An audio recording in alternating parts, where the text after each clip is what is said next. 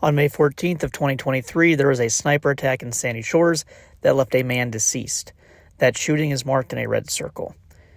The victim was shot from a distance from an abandoned liquor store on Marina Drive near the intersection of Algonquin Drive.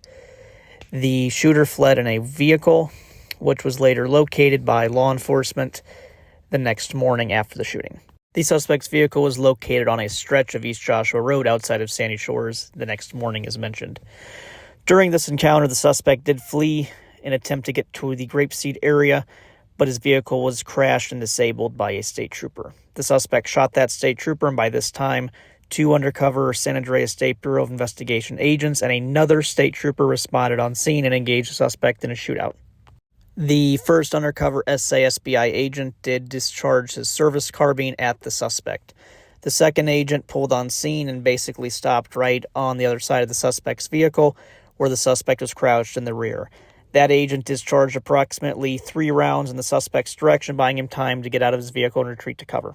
Upon exiting his vehicle, the agent was able to retreat towards the back of his vehicle while returning fire with his service handgun. The agent ran backwards towards his other undercover partner, who was also firing a carbine rifle at the suspect.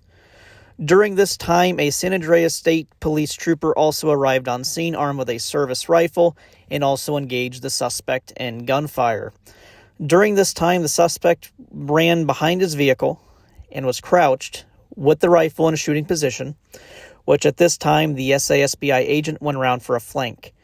During the flank, the agent did reload his sidearm and came up on the suspect as the suspect came up with a rifle aimed at him. During this time, the agent and that state trooper did fire their weapons simultaneously, fatally wounding the suspect, who collapsed. On the suspect recovered was a rifle and a handgun. Both were loaded. Upon review of the incident itself, it has been determined that law enforcement fired over 100 rounds in the exchange of gunfire with the suspect. The suspect was determined to have fired approximately 30 to 35 rounds from his rifle and at least 15 rounds from his handgun, both of which have been recovered. The suspect was in fact fatally shot by a .223 Remington round fired by the state trooper, but the .40 caliber round of the San Andreas State Bureau of Investigations agent would have eventually caused the suspect to bleed out. So either way, the suspect would have died in the incident. The San Andreas State Trooper who was wounded by the suspect at the start of the shootout is expected to make a recovery despite being listed in critical condition. The trooper is expected to make a full recovery and should hopefully be back on duty within the next couple of months after a recovery period. The following footage is from the second San Andreas State Bureau of Investigations agent who arrived on the scene. He was on a specialized assignment but did have a body cam nonetheless. The footage is graphic and may be disturbing to some viewers. Viewer discretion is advised, as this is still footage of an officer-involved shooting incident.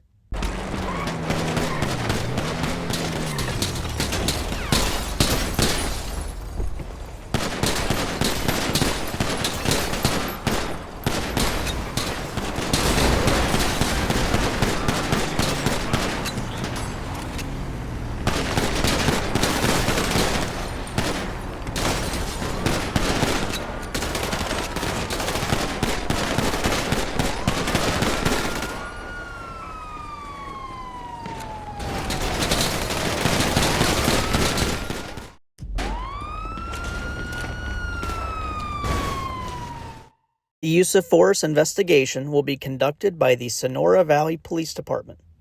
This ensures that a third-party law enforcement agency who was not involved in the critical incident will be conducting the investigation. This is in accordance to San Andreas state law to help with law enforcement transparency across the state. Once the findings are handed over to the Blaine County District Attorney's Office, the District Attorney will determine if law enforcement was within the law and was justified in utilizing deadly force. That information will be released by the District Attorney's Office at a later date and will be made available to the public for reviewing. Thank you. Again, thank you for your time, and your support is definitely appreciated. If you do like the layout of this video, please like and/or comment below if you want to see another critical incident with a voiceover discussion giving a more clear view rather than just text. Thank you.